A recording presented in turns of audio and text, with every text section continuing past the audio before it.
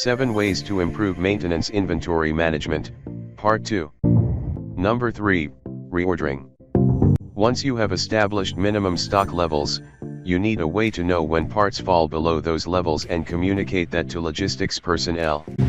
This takes the guesswork out of reordering and reduces the chances of over and understocking. You should also track all purchase orders for inventory. This will help you measure all maintenance-related activities and their financial impact at the end of the year. Having this data will also give you a great baseline to make future decisions on inventory. Number 4, Managing Inventory at Multiple Locations. Standardized inventory management systems and processes are crucial if your organization has multiple sites.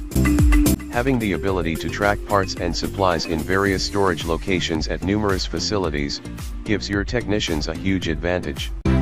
If a supplier is understocked, requires large minimum order quantities, or has slow lead times, it could mean a big delay in getting critical parts. If you need inventory fast, or if a part is obsolete, it's usually quicker to ship the part from another site.